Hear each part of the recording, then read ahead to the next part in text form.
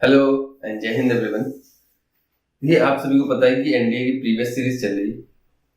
हमने 2018 का जो सेकेंड पेपर है पूरा कंप्लीट कर लिया। 2018 का फर्स्ट पेपर है, उसमें 1 से 70 तक क्वेश्चन हम कंप्लीट कर चुके हैं। अब हम उसके आगे कंटिन्यू करेंगे। लिंक डिस्क्रिप्शन में दे रखा है, पहले आप देख लीजिए जाके। कोई भी आपका सजेशन है वो भी आप कमेंट कर सकते हैं।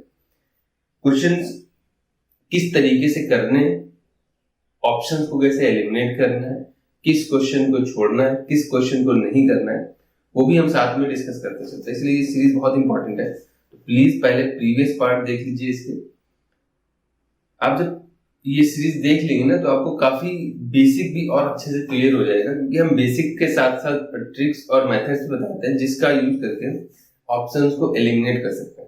आज हम इसी पार्ट में आगे कंटिन्यू करते हैं। 73 नंबर क्वेश्चन हमने आपको करने के लिए दिया था, 70 तक हम ऑलरेडी अटेम्प्ट कर चुके हैं।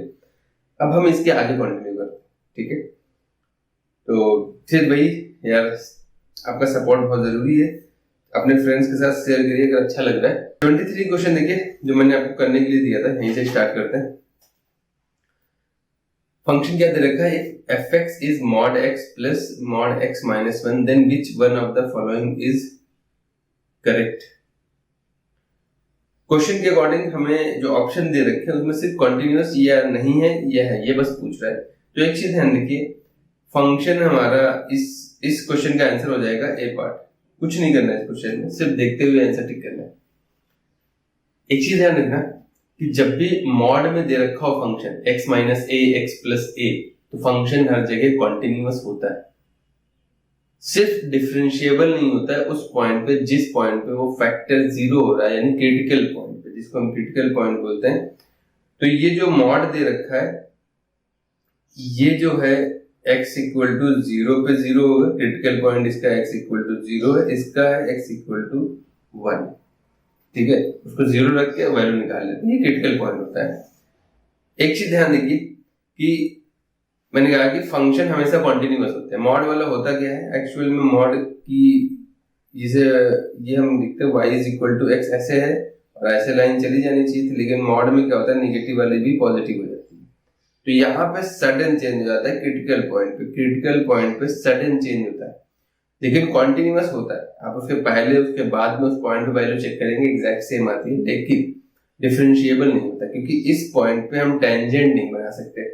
एक्चुअल में टेंजेंट होता क्या, जैसे कोई स्मूथ कर्व है, हल्का सा इतना सा पार्ट अगर आप जूम करके देखेंगे तो एक लाइन दिखता है, बहुत छोटा, dx बहुत छोटा सा पार्ट होता है। स्लोप एक्चुअली टेंजेंट का स्लोप होता है।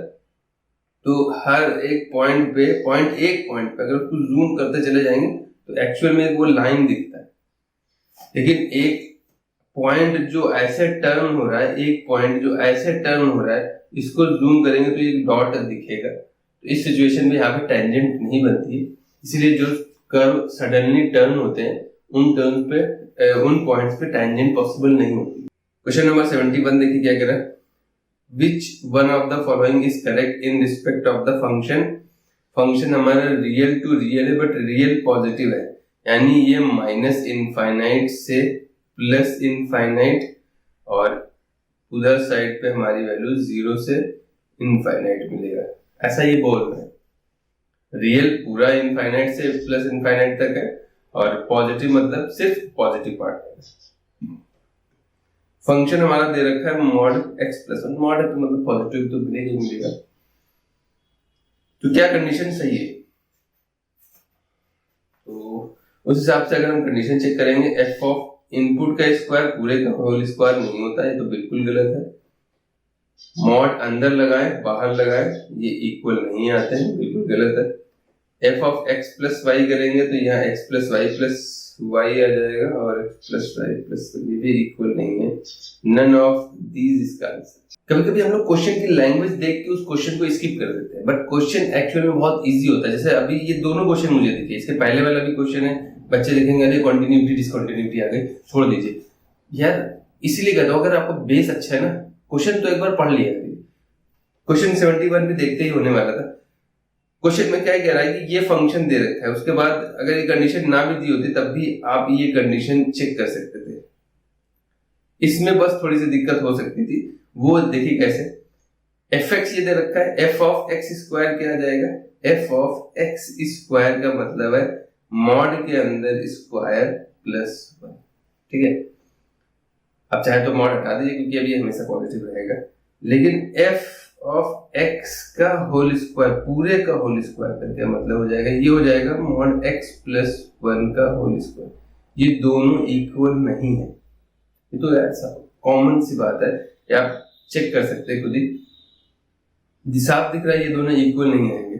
सेकंड क्वेश्चन क्या कर रहा है, फंक्शन हमारा ये दे रखा है, इसमें x की जगह मॉड x रखना है, यानी कि सेकंड वाले ऑप्शन के हिसाब से मॉड के अंदर मॉड x प्लस 1, क्या ये इक्वल है मॉड के अंदर मॉड x प्लस 1 के? दो मॉड लगते हैं बस, तो दो मॉड लगाने का कोई मतलब नहीं होता है, ठीक है। काम जो एक मॉड कर देगा उसके बाद आप 2-4 मॉड लगाए कोई फर्क नहीं पड़ेगा। तो ये एक दूसरे के इक्वल हैं क्या? बिल्कुल नहीं इक्वल है। आप -3 रखोगे तो यहाँ पे वैल्यू 4 आ जाएगी और यहाँ पे वैल्यू -3 रखेंगे तो 2 मिल जाएगा, ये इक्वल नहीं। डिफरेंस समझ में आ रहा है ना। पर सेकंड ऑप्शन में इनपुट यहाँ पे मॉड x प्लस 1, ये कह रहे हैं कि क्या मॉड के अंदर अगर हम x को सिर्फ मॉड में कर दें या डबल मॉड लगा दें कि दोनों इक्वल होंगे? बिल्कुल होंगे। आप देख लीजिए ना, -5 रखेंगे तो ये तो प्लस हो जाएगा, +1 6 दे देगा, -5 + 1 ये तो सब्ट्रैक्ट होकर 4 दे देगा, उसके बाद वो प्लस होगा ना। मॉड तो पूरे के बाहर लगा, अंदर कैलकुलेशन तो हो जाएगी, तो ये भी इक्वल नहीं है। सेकंड ऑप्शन तो बिल्कुल ही नहीं इक्वल है, तो देख के ही पता चल जाता है। fx में अगर x की जगह x + y रख देंगे तो ये मॉड में x + y + 1 क्या इक्वल है? f ऑफ x का मतलब हो जाएगा mod x + 1, f of y का मतलब हो जाएगा मॉड y + 1। बिल्कुल नहीं इक्वल है, ये दोनों इक्वल नहीं है एक दूसरे के, ठीक है। तो none of the above answer हो जाएगा। कुछ नहीं करना था इस क्वेश्चन में, सिर्फ देख के टिक करना था। ये तो मैंने एक्सप्लेन कर दिया आपको कि क्या हो रहा था इसमें। आगे देखिए क्वेश्चन नंबर 74, देखिए क्या कह रहा है। Consider the function fx is equal to x² ln x where x is not equal to 0, okay, 0 where x equal to 0, f dash x निकाले। देखिए जब भी डेरिवेटिव पूछा जाए और लिमिट इस फॉर्म में फंक्शन दे रखा हो तो पक्का फर्स्ट प्रिंसिपल लगा होता है, फर्स्ट प्रिंसिपल से निकलता है वैल्यू। तो ये फंक्शन कॉन्टिन्यूअस होगा और f ऑफ x की x² है, f of x log x भी कॉन्टिन्यूअस होता है, तो f dash x कितना आ जाएगा? यहाँ पे प्रोडक्ट रूल लगेगा, ये वैल्यू हो जाएगी x ln x प्लस का x² इंटू 1/x, यानी x बचेगा जब x की वैल्यू नॉट इक्वल टू 0 और यहाँ 0 रहेगा जब x इक्वल टू 0। अब आप इसके लेफ्ट साइड जाओगे, राइट साइड जाओगे, x के साथ 1 + ln x तो बचेगा ही बचेगा, यानी अंदर कुछ भी आएगा, बाहर तो इंटू में 0 है, यानी ओवरऑल वैल्यू कितनी आ जाएगी? 0 आ जाएगी। आप चाहे तो इसको बेसिक मेथड से भी कर सकते हैं। फॉर्मूला आपको पता होगा कि limit h tends to 0 f of x plus h minus f of x upon में h, ये बेसिक फॉर्मूला होता है। फर्स्ट प्रिंसिपल का यूज करिए और यहाँ से भी आप वैल्यू निकाल सकते हैं, लेकिन डायरेक्ट कर सकते हैं फंक्शन, क्योंकि कॉन्टिन्यूअस दे रखता है। x² हमारा कॉन्टिन्यूअस फंक्शन होता है, ln x भी हमारा कॉन्टिन्यूअस फंक्शन होता है। अगला क्वेश्चन देखिए, क्वेश्चन नंबर 72 क्या कह रहा है। Suppose f real to real is defined by fx x² upon में 1 + x², what is the range of the function? Range का मतलब क्या होता है कि ये डोमेन और रेंज का कॉन्सेप्ट बहुत इजी होता है, ध्यान रखिए। अगर आपको इसमें दिक्कत है तो आप कमेंट कर दीजिएगा, हम रेंज और डोमेन कैसे निकाले जाते हैं उसके फंडे बता देंगे।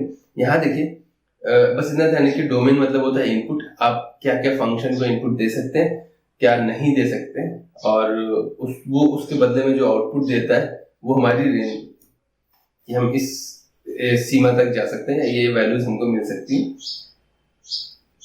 इस सिचुएशन में देखिए फंक्शन जो ऑप्शन दे रखे हैं वो 0 1 दे रखे हैं, क्या 0 मिल पाएगा?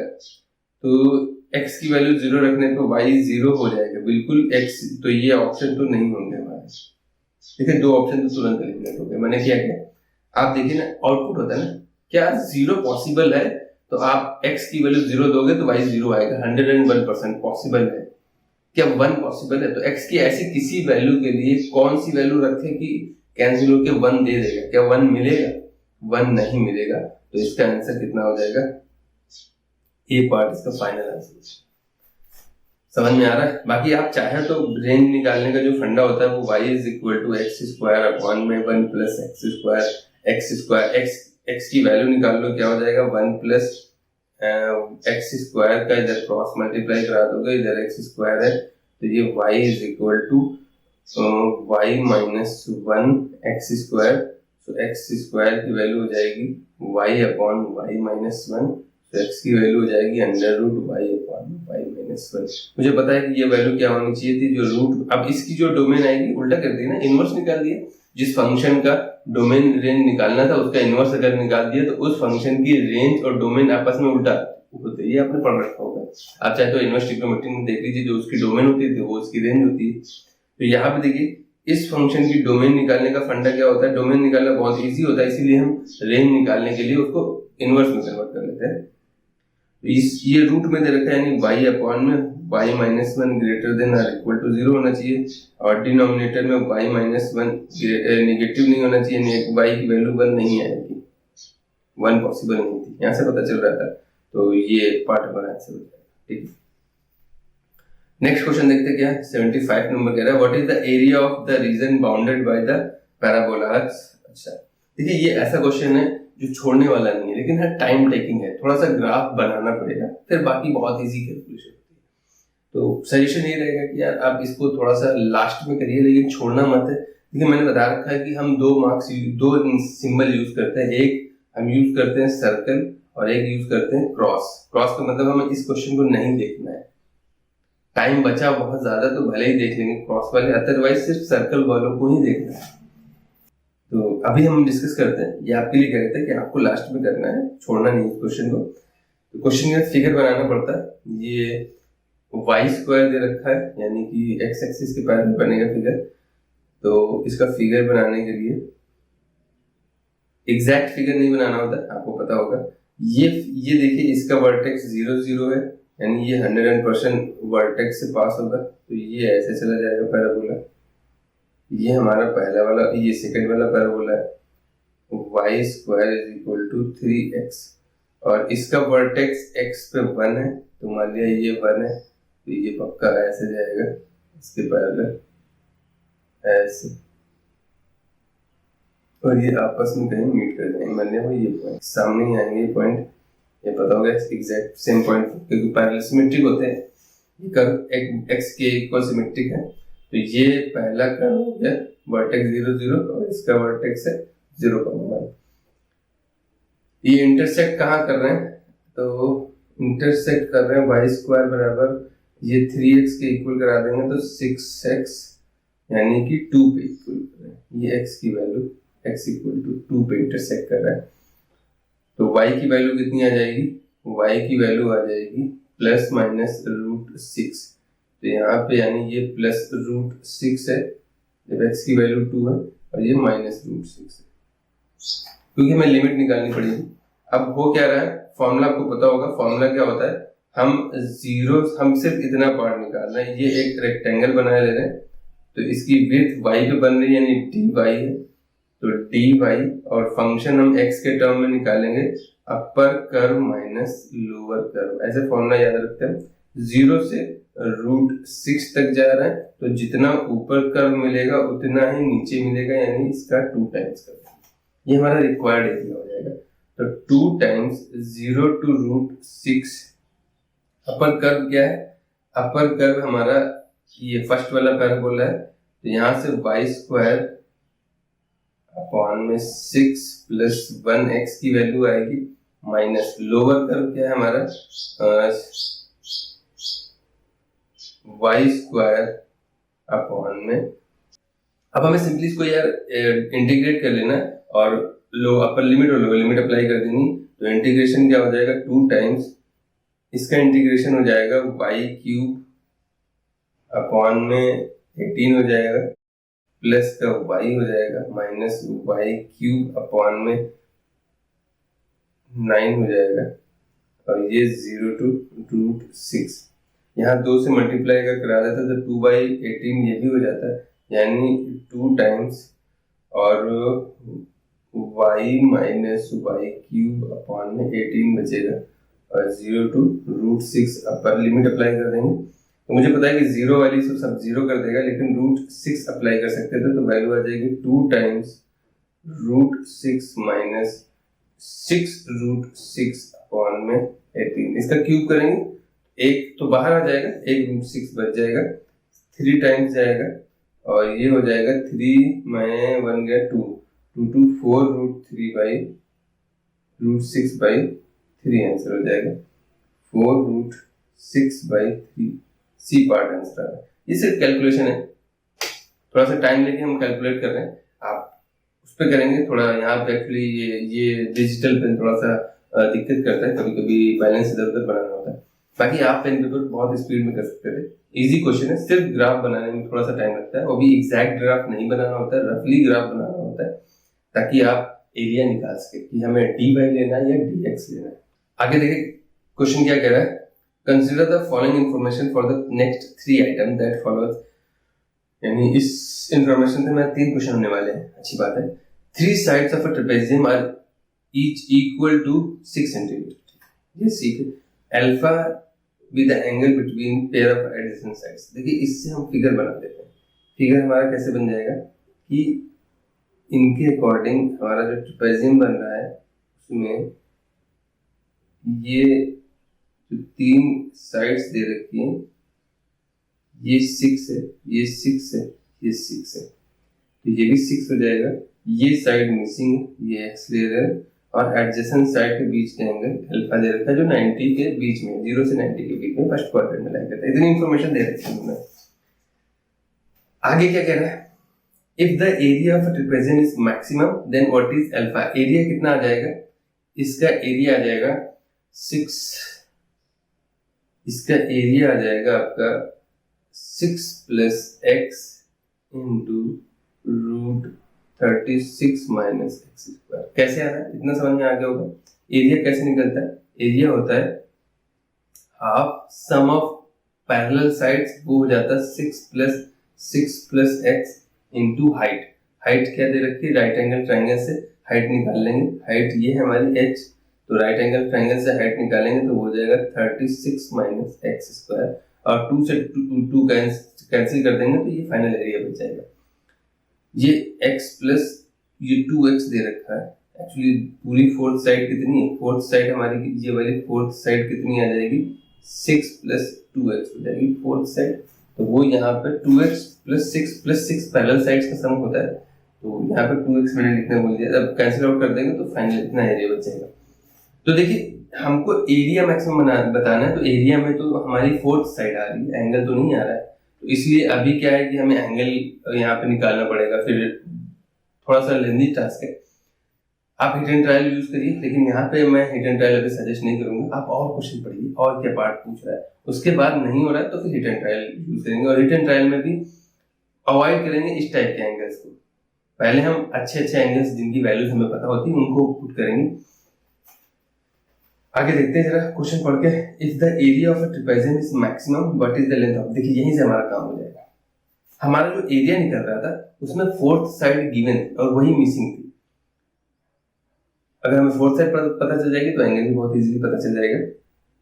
इस इक्वेशन में x की वैल्यू रख के चेक कर सकते हैं। ये 4 ऑप्शन दे रखे हैं मेरे पास। एरिया हमें पता है, इस क्वेश्चन के लिए एरिया हमें पता है। एरिया कितना है, एरिया आया है 6 + x इंटू रूट में 36 माइनस x²। अब या तो आप सिंपल वैल्यूज सारी वैल्यूज रख के चेक करके 4 एरिया निकाले, वो थोड़ा सा लेंदी हो जाएगा। यहाँ पे तरीका क्या है, आप देखिए मुझे पता है कि फोर्थ साइड परफेक्ट नंबर आ रही है, यानी कि रूट नहीं बचेगा। x की हमें ऐसी वैल्यू लेनी है जिसको रखने से सब्ट्रैक्शन के बाद हम पूरा रूट से बाहर आ जाएंगे। x 0 तो हो नहीं सकता, ठीक है।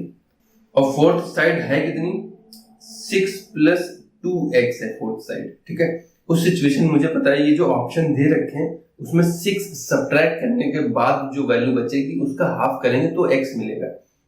तो यहां से x की वैल्यू 1 पॉसिबल है, यहां से x की वैल्यू 1.5 पॉसिबल है, यहां से x की वैल्यू 2 मिलेगी और यहां से x की वैल्यू 3 मिलेगी।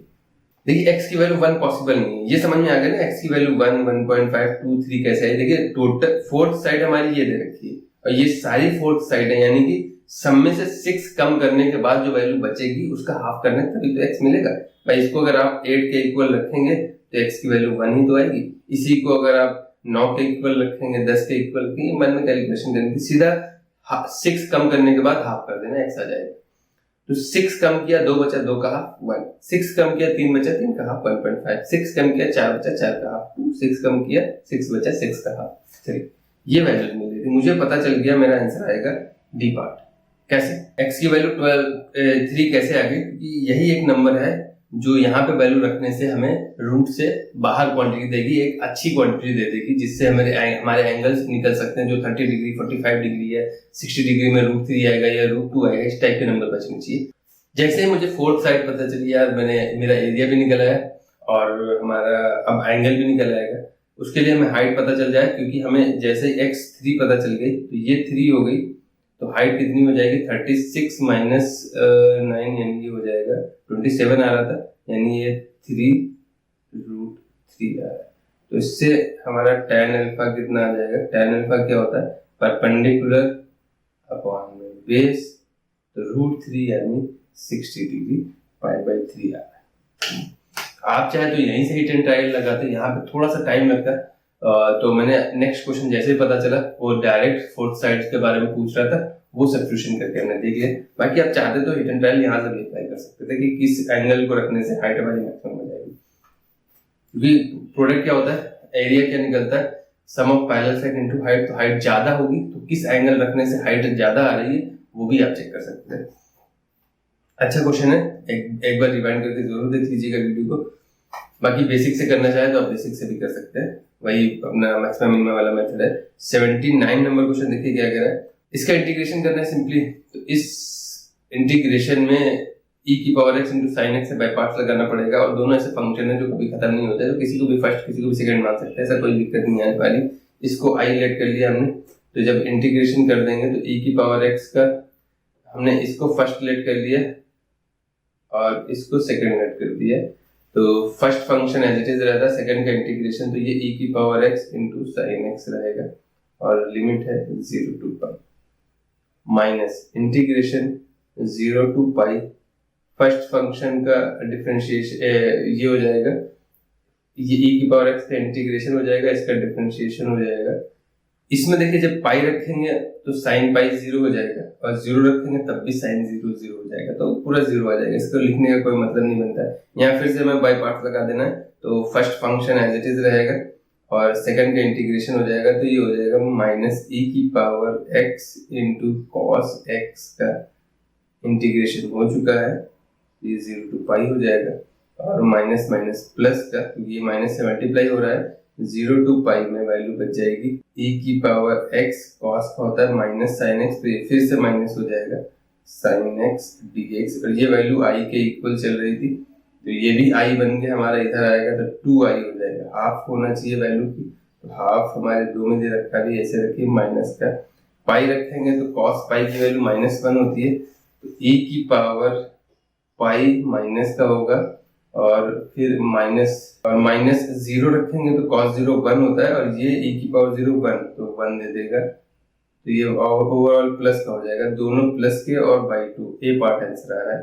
दोनों प्लस के हो जाएंगे और बाई 2 वैल्यू आ जाएगी, क्योंकि 2 से डिवाइड कर देंगे। देखिए बहुत इजी है, सिंपल कैलकुलेशन करना है, इसको छोड़ना नहीं, उसको लास्ट के लिए भी नहीं छोड़ना है। नेक्स्ट क्वेश्चन देखिए क्या है, क्वेश्चन नंबर 80 कह रहा है, if fx is equal to x square minus 9 upon x square minus 2x plus 3 minus 3x cannot be 3 is continuous at x equal to 3, then which one of the following is correct? Simple x की value 3 continuous है, तो मतलब limit की value और उस point पे value same आती है, तो सिंपल उस पॉइंट पे वैल्यू निकाल देनी है। f(3) तो ऊपर हो जाएगा x माइनस 3 x प्लस 3, नीचे फैक्टर कर देने 2 और 1 3, यानी कि x square minus 3x plus x minus 3 हो जाएगा, तो एक वैल्यू हो जाएगी x माइनस 3 और एक वैल्यू हो जाएगी x प्लस 1, तो -3 कैंसिल करके x की वैल्यू 3 रख देंगे, तो ऊपर 6 हो जाएगा, नीचे 4 हो जाएगा, यानी 1.5 वैल्यू आ रही, बी पार्ट हमारा सही हो जाएगा। इतनी कैलकुलेशन आप कर सकते हैं, इसमें कुछ नहीं करना था, सिंपल एग्जैक्ट पॉइंट पे वैल्यू निकालनी थी। कंटिन्यूअस से लिमिट वैल्यू नहीं पूछ रहा था और 3 एग्जैक्ट रख नहीं सकते थे, तो वो फैक्टर एलिमिनेट करना पड़ेगा। आज के लिए इतने रखते हैं यार, वीडियो की लेंथ बड़ी होती जा रही है, तो आप लोग कहते हैं कि सर थोड़ा छोटे छोटे पार्ट बढ़ाए, तो छोटे छोटे पार्ट नहीं हो गए या कम क्वेश्चन अटेम्प्ट होंगे। अभी हम पहले 50 किए थे, फिर 20, फिर अब 10 पे आ गए। अब क्या चाहते हो, क्या क्वेश्चन करें यार? तो वीडियो को लाइक, शेयर और चैनल को जरूर सब्सक्राइब करिए। नेक्स्ट वीडियो मिलते हैं। Thank you.